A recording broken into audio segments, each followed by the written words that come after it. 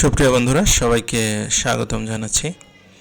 আজকে আমরা আলোচনা করব জেলা প্রশাসকের কার্যালয় গাইবান্ধায় গত 11 জানুয়ারি 2025 তারিখে অফিস সহকারী কাম কম্পিউটার মুদ্রাক্ষরিক এবং হিসাব সহকারী পদে যে পরীক্ষা অনুষ্ঠিত হয়েছে তার সম্পূর্ণ প্রশ্ন ব্যাখ্যা সহ সমাধান নিয়ে।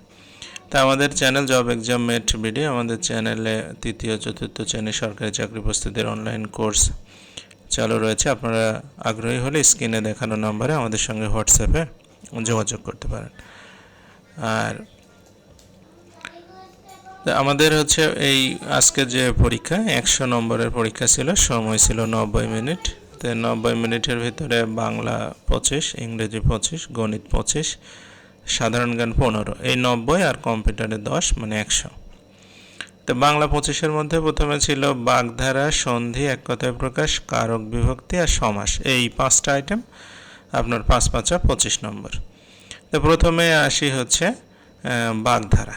তো বাগধারায় প্রথমটা ছিল সোনাই সোহাগা। সোনাই সোহাগা মানে সোনায় যখন সোহাগা দেওয়া হয় তখন এটা আপনার তার সাথে মিলে যায় সুন্দরভাবে, এই জন্য বলা হয় সোনাই সোহাগা মানে উপযুক্ত মিলন। বর যেমন সুপুরুষ, কনে তেমন সুন্দরী, একেবারে সোনাই সোহাগা। সাপে বর, এটা মানে আপনার যখন কাউকে অভিশাপ দেওয়া হয় সে অভিশাপ যদি তার আশীর্বাদ হিসাবে ফিরে আসে সেটাকে বলা হয় সাপে বর। তো এটা অনিষ্ট থেকে ইষ্ট লাভ বা অকল্যাণ থেকে কল্যাণ। তো চাকরি যাবার কথা ছিল কিন্তু পেয়েছে পদোন্নতি, একেই বলে সাপে বর।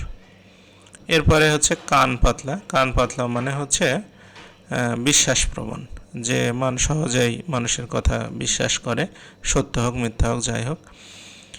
তো সজলের মতো কান পাতলা মানুষকে বোঝানো অনেক সহজ কাজ। এরপরে ছিল উলুবনে মুক্ত ছড়ানো। উলুবনে মুক্ত ছড়ানো মানে কোনো অপাত্রে কোনো কিছু মূল্যবান কোনো বস্তু দান করা। তো নাসির সাহেব তার সকল সম্পত্তি উলুবনে মুক্ত ছড়ানোর মতো ছোট ছেলেকে দিল। বসন্তের কোকিল। বসন্তের কোকিল অর্থ সুসময়ের বন্ধু। বসন্তের কোকিল স্বভাবের মানুষের সাথে সম্পর্ক না রাখাই উত্তম।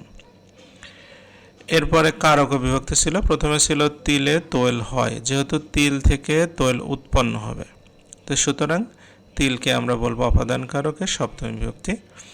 গুরুজনে করনতি, কাকে নতি করবে? গুরুজনকে, সুতরাং গুরুজন কর্মকারক, এতে সপ্তমী বিভক্তি হবে।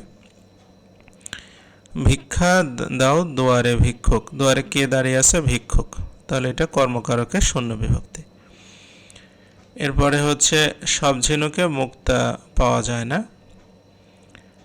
তাহলে এখানে ঝিনুক থেকে যেহেতু মুক্তা হবে তাহলে ঝিনুক অপাদান কারকের সপ্তমী বিভক্তি। যেখানে বাঘের ভয় সেখানেই রাত। তা বাঘের ভয় মানে ভয়টা বাঘ থেকে আসছে, তাহলে এখানে আপনার অপাদান কারক এবং রয়ের ষষ্ঠী বিভক্তি।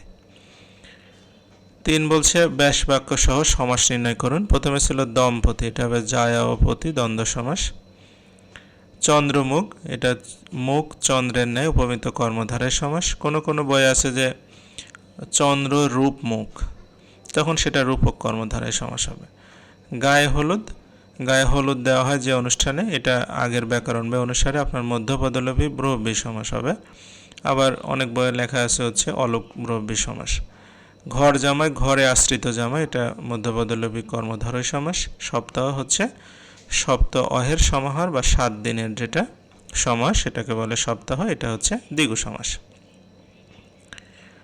এরপরে 4-এ যায়, বলছে এক কথায় প্রকাশ করুন। বনের আগুন, এটা হবে দাবানল। যে জমিতে ফসল হয় না ঊষর।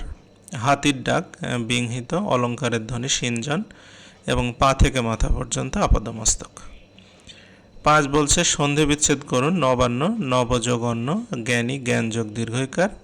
দিগন্ত হবে দিক যোগন্ত, উল্লাস উজ্জোগলাস। সার্বভৌম সর্বভূমি যোগ মূর্ধন্য স্বয়ীয়, স্বয় মূর্ধন্য মানে স, এটা উচ্চারণ।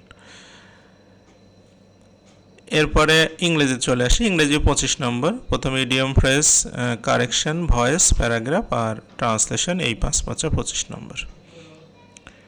প্রথমে ছিল ভয়েস। প্রথমটা বলছে হি টিচেস ইংলিশ, এটা যেহেতু প্রেজেন্ট ইনডেফিনিট টেন্স, ইংলিশকে সামনে নিব, ইংলিশ ইজ হবে অক্সিলারি ভার্ব, আর teacher past participle taught by him. এরপর বলছে the boys are playing football, তাহলে ফুটবল সামনে যাবে কন্টিনিউয়াস টেন্স, তাহলে football is being played by the boys. তারপর বলছে let the letter be posted, এটা প্যাসিভে আছে, অ্যাক্টিভ করব, তাহলে ভার্ব দিয়ে শুরু হবে, তাহলে পোস্ট দ্য লেটার। তারপর বলছে টেস্ট দ্য ডেটা, এটা যেহেতু ইম্পারেটিভ সেন্টেন্স তাহলে let the data be tested. আর the song is being sung by her, এইটা হচ্ছে আপনার হার, তাহলে শি সামনে যাবে, তাহলে she is continuous tense singing the song. এরপরে ট্রান্সলেশন ছিল, প্রথমে ছিল মানুষ একাকী বাস করতে পারে না, এই জন্য তারা সমাজবদ্ধ হয়ে বাস করে। আমাদের দেশের বেশিরভাগ মানুষ গ্রামে বাস করে, তারা তাদের 2 বেলার খাদ্যের সংস্থান করতে হিমশিম খায়, তারা অসুখেও ঠিকমতো চিকিৎসা পায় না। তো এটা আমরা ট্রান্সলেশন করেছি, people can not live alone, that's why they live in communities, most of the people in our country live in villages, they struggle to manage their daily necessities, they don't get proper treatment even when they are sick। আচ্ছা, তারপরে আর্টে এসেছিল হচ্ছে আপনার idioms. প্রথমে বলছে peg in the hole, peg in the hole মানে হচ্ছে কোনো কাজের জন্য আনফিট ব্যক্তি, অর্থাৎ সোজা বাংলায় অপদার্থ। Mister Khaled is the peg in the hole of the office. Scapegoat অর্থ হচ্ছে বলির পাঠা, মানে একজনের দোষ অন্যজনের ঘাড়ে চাপিয়ে দেওয়া, তাকে শাস্তি দেওয়ার মানে ব্যবস্থা করা, অর্থাৎ the person who is blamed for the wrongdoing, some leaders are treated as scapegoat. Black sheep অর্থ কুলাঙ্গার, Hanif is the black sheep of the family. Cats and dog, এটা অর্থ হচ্ছে মুষলধারে, মানে প্রচণ্ড মানে বেশি হারে আর কি, heavily. It has been raining cats and dog since morning, এবং স্টোনস থ্রো অর্থ হচ্ছে শর্ট ডিস্টেন্স, মানে স্বল্প দূরত্ব। My uncle's home is stone's throw from my home. আচ্ছা, এরপরে আমরা নয় চলে আসবো, কারেকশন করতে বলছে। প্রথমে আছে one should always abstain from gambling. তো অ্যাবস্টেন শব্দটার সাথে যখন প্রিপোজিশন বসে, ফ্রম বসে, এবং অ্যাবস্টেনের সাথে আপনার সাবজেক্টের রিফ্লেক্সিভ প্রোনাউনটা বসে, তাহলে এটা হবে one should always abstain oneself from gambling. তারপরে I would do it if I was he, I would do it if I were him, যেহেতু আনরিয়াল পাস্ট, ওয়াজের পরিবর্তে আমরা ওয়ার বসাবো, আর আপনার হি এটা সাবজেক্টের পরে অবজেক্টিভ ফ্রম হিম বসাবো। তারপরে হচ্ছে he insisted to his going there, insisted পরে অন হবে, ইনসিস্টেড অন হিজ গোয়িং দেয়ার।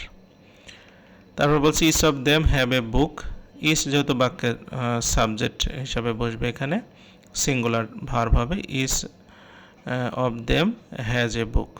তারপরে আছে either of his methods are correct, methods শব্দটা আছে, সুতরাং এটা প্লুরাল মনে হলো, এটা আইদার যেহেতু আছে সুতরাং এটা সিঙ্গুলার হবে, তাহলে either of his methods is correct হবে। এরপরে write a paragraph on July revolution. তো জুলাই রেভলিউশন নিয়ে আমি যে প্যারাগ্রাফটা লিখেছি সেটা আমাদের প্রশ্নের ডেসক্রিপশন বক্সের নিচে পিডিএফ ফাইলটা দেওয়া থাকবে, এখানেও দেওয়া আছে। তো এটা আমি রিডিং পড়লাম না, আপনারা ওখান থেকে প্রিন্ট আউট করে নিতে পারেন অথবা সেভ করে নিতে পারেন। আচ্ছা, এরপরে আমরা হচ্ছে চলে যাব হচ্ছে গণিতে। গণিতে 25 নম্বর ছিল, প্রথমে মানে সময়, কাজ, উৎপাদক, সূচক, লাভ, ক্ষতি, মান নির্ণয়, 5টা অঙ্ক ছিল, 25 নম্বর। তো প্রথমে আসি হচ্ছে 11 নম্বরে, বলছে যে প্রমাণ করুন a পাওয়ার 0 ইকুয়াল টু হচ্ছে 1, এটা সূচকের একটা প্রমাণ।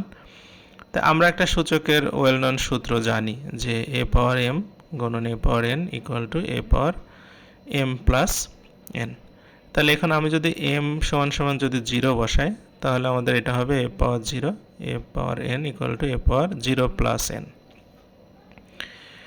তাহলে এখানে দেখেন, আমরা যদি a পাওয়ার 0টাকে বাম পাশে রেখে দিই, a পাওয়ার nটাকে ডান পাশে নিয়ে যাই, তাহলে এখানে 0 plus n a power n হবে, আর a পাওয়ার n নিচে চলে আসলো, এটা কাটাকাটি করলে আমাদের a পাওয়ার 0 ইকুয়াল টু 1 হবে, এটাই প্রমাণিত। আচ্ছা, 12 বলছে যে x to the power 4 minus x to the square plus 1 equal to 0 হলে আমাদের x cube plus 1 by x কিউবের মান মানে বের করতে হবে, এটা সমান সমান কত। তো প্রথমে আমরা যেটা দেওয়া আছে, মানে আপনার x to the power 4 minus x square plus 1 equal to 0, এটা লিখে নেব। x স্কোয়ারটাকে ডান পাশে নিয়ে নেব, অর্থাৎ x to the power 4 plus 1 equal two x square, উভয় পাশে x স্কোয়ার দিয়ে ভাগ করে দেব, তাহলে এখানে হবে x square plus 1 by x square equal to 1। এখন এইটাকে যদি আমি উভয় পাশে 2 নিয়ে নিই তাহলে আমাদের x প্লাস 1 বাই এক্সটা চলে আসবে, অর্থাৎ x square plus 2 into x into 1 by x plus 1 by x square equal to মানে 1 প্লাস 2। তাহলে এটা x plus 1 by x whole square হচ্ছে ইকুয়াল টু 3 হচ্ছে, তার মানে এক্স প্লাস 1 বাই এক্সের মানটা হবে √3। এখন আমরা x cube plus 1 by x কিউবের মানটা বের করব। তো x cube plus 1 by x কিউবের আপনার সূত্র হচ্ছে, আমরা জানি যে এক্স প্লাস 1 বাই এক্স তারপরে whole cube minus 3x 1 by x তার সাথে হচ্ছে এক্স প্লাস 1 বাই এক্স। তাহলে আপনার হচ্ছে এক্স প্লাস 1 বাই এক্সের মান আমরা এখানে বসাবো হচ্ছে √3, তার উপরে কিউব মাইনাস 3 ইন্টু এটা √3। তাহলে 3√3 পরে 3 দিলে সেটাও আপনার হচ্ছে 3√3 হবে, আর এখানে 3√3 তো আছেই, এই দুইটা কেটে গেলে হবে হচ্ছে 0। তাহলে আমরা বলতে পারি x cube plus 1 by x কিউবের মান হচ্ছে 0। আচ্ছা, এরপরে হচ্ছে 13তে আসি। বলছে টাকায় 10টি লেবু ক্রয় করে টাকায় 8টি লেবু বিক্রি করলে শতকরা লাভ না ক্ষতি হবে, আর কি কত লাভ বা ক্ষতি হবে। তো এই ক্ষেত্রে সহজ উপায় হচ্ছে 10 আর 8-এর লসাগু করে নেওয়া। 10 আর 8-এর লসাগু হবে আপনার 40, তাহলে আমি ধরে নেব সে 40টা লেবু কিনেছে এবং বিক্রি করেছে। তাহলে টাকায় 10টা যদি হয় তাহলে 40টা লেবুর ক্রয় মূল্য হচ্ছে আপনার হবে 4 টাকা, 10টা করে 1 টাকা দেয়। আর যদি টাকায় 8টি করে বিক্রি করে তাহলে 40টা লেবু বিক্রি করতে পারবে হচ্ছে 5 টাকা। তাহলে কিনলো 4 টাকা, বিক্রি করলো 5 টাকা, লাভ হলো হচ্ছে আপনার 1 টাকা। তাহলে শতকরা লাভ কত? 1 টাকা থাকবে উপরে আর ক্রয় মূল্য 4 টাকা থাকবে নিচে, গুণন 100 অর্থাৎ 25% লাভ। এটাই উত্তর। এরপরে 14তে বলছে যে ক ও খ একত্রে একটি কাজ 12 দিনে করতে পারে। ক একা কাজটি যদি 20 দিনে করতে পারে তাহলে খ একা কত দিনে করতে পারবে। আচ্ছা, মানে ক খ যেহেতু 12 দিনে করে, তাহলে ক যেহেতু একা 20 দিনে করে, তাহলে আমরা হচ্ছে ক এর 1 দিনের কাজ হচ্ছে 20 ভাগের 1 ভাগ। এইভাবে 12 দিনে ক কতটুকু কাজ করলো সেটা আগে বের করে নেব। তাহলে ক 12 দিনে করবে আপনার 5 ভাগের 3 ভাগ কাজ। এই 5 ভাগের 3 ভাগ কাজ করে ফেললো ক, আর বাকি থাকলো কয় ভাগ? 5 ভাগের 3 ভাগ চলে গেলে 2 ভাগ বাকি থাকে, এই 2 ভাগ কাজ করবে হচ্ছে খ। তাহলে খ 5 ভাগের 2 ভাগ কাজ করবে হচ্ছে 12 দিনে। তাহলে এক অংশ খ যদি একা একা করতো তাহলে 12 গুণন 5 ভাগ 2 অর্থাৎ 30 দিনে করতে পারত। আচ্ছা, তারপরে হচ্ছে আমরা চলে আসি পরেরটাতে 15তে বলছে উৎপাদক করতে হবে। উৎপাদক ছিল হচ্ছে a⁴ minus B square plus 2bc minus C square. তো প্রথমে এটাকে আমরা ভেঙে নিব, এ স্কোয়ারের পর স্কোয়ার দিয়ে দেবো, তারপরে B square minus 2bc plus C square minus common নিয়ে নেব। তাহলে এটা সূত্র হয়ে যাচ্ছে A square minus B minus C whole square. তাহলে এবার এ স্কোয়ার মাইনাস বি স্কোয়ারের সূত্র বসাবো, অর্থাৎ A square plus B minus C একটা, A square minus B plus C একটা। এটাই হচ্ছে আমাদের উৎপাদকের মানে বিশ্লেষণ। এরপরে সাধারণ জ্ঞান ছিল, বলছে বাংলাদেশের কোন অঞ্চলে বৃষ্টিপাত সবচেয়ে কম হয়? এটা লালপুর নাটোর। কচা কোন দেশের মুদ্রার নাম? জাম্বিয়া। রেড ক্লিফ রেয়াদেদ কি? এটা হচ্ছে মানে আপনার স্যার সাইরিল রেড ক্লিফ 47 সালে যে দেশভাগ করে সে লর্ড মাউন্ট ব্যাটেন তাকে দিয়ে ইন্ডিয়া পাকিস্তান নামে দুইটা রাষ্ট্র করার যে প্ল্যানিং ঘোষণা করে সেটার রেজাল্টটাই হচ্ছে রেড ক্লিফ রেয়াদেদ। ভিক্টোরিয়া জলপ্রপাত কোন দুটি দেশকে পৃথক করেছে? একটা জাম্বিয়া, একটা জিম্বাবুয়ে। তারপরে ওয়েস্টমিনিস্টার অ্যাবে কোথায়? লন্ডনে। প্রবাসী সরকারের সদর দপ্তর কোথায় ছিল? 8 নং থিয়েটার রোড, কলকাতা। আবু সাইদ কত তারিখে শহীদ হয়? 16 জুলাই 2024। কালের কলস এর লেখককে? আল মাহমুদ। আচ্ছা, ওয়াল স্ট্রিট কোথায় অবস্থিত? New York. টুইন টাওয়ারের বর্তমান নাম কি? টুইন টাওয়ার আসলে দুইটা ছিল, একটা হচ্ছে মালয়েশিয়াতে যেটার বর্তমান নাম পেট্রোনাস টাওয়ার, আর একটা হচ্ছে আপনার আমেরিকাতে যেটা ধ্বংসের পরে গ্রাউন্ড জিরো। আমি কোথায় পাবো তারে, আমার মনের মানুষ যারে, গানের গীতিকারকে গগনহর করা। তিতাস একটি নদীর নামের লেখককে? অদ্বৈত মল্লবর্মণ। জেনজির পূর্ণরূপ হচ্ছে জেনারেশন জুমার। 3 থিওরি প্রবক্তাকে? 3-0 থিওরি, এটা ডক্টর মোহাম্মদ ইউনুস। ইসলামাবাদ কোন জেলার পূর্ব নাম? চট্টগ্রাম। এরপরে আপনার হচ্ছে বেসিক কম্পিউটার বিষয়ে 10 নম্বরে ছিল। প্রথমে বলছে যে এমএস অফিস কি? এমএস অফিস হচ্ছে মাইক্রোসফট কোম্পানি কর্তৃক তৈরি করতে একটা প্যাকেজ সফটওয়্যার যেটাতে ওয়ার্ড, পাওয়ার পয়েন্ট, অ্যাক্সেস এবং এক্সেলের কাজগুলো ভালোভাবে সমাধান করা যায়। কম্পিউটারে কিবোর্ডে কয় ধরনের কী থাকে? 5 ধরনের। কম্পিউটারের 2টা অ্যান্টিভাইরাসের নাম কী কী? অ্যান্টিভাইরাসের মধ্যে ক্যাসপারস্কি, নর্টন, অ্যাভাস্ট, ম্যাকাফি, যে কোনো আছে, অনেকগুলোই আছে, যে কোনো 2টা লিখলেই হবে। এরপরে 2টা ভাইরাসের নাম লিখতে বলছে, একটা হচ্ছে ক্রিপ্টোলকার, একটা হচ্ছে স্টর্মওয়ার্ম। এই 2টা বেশি প্রচলিত ভাইরাস। ফাইল এবং ফোল্ডার কি? ফাইল হচ্ছে কম্পিউটারের যে কোনো তথ্য সংরক্ষণ করার ডেটা বা সেটিং যাই হোক, সেটার মিনিমাম যে একক থাকে সেটা। আর একটা ফোল্ডারের মধ্যে অনেকগুলো ফাইল সংরক্ষণ করে রাখা যায়। তো যাই হোক, আজকের প্রশ্নের সমাধান এই পর্যন্ত ছিল বন্ধুরা। ভালো লাগলে অবশ্যই লাইক, কমেন্ট, শেয়ার করবেন। এতক্ষণ সাথে থাকার জন্য সবাইকে ধন্যবাদ।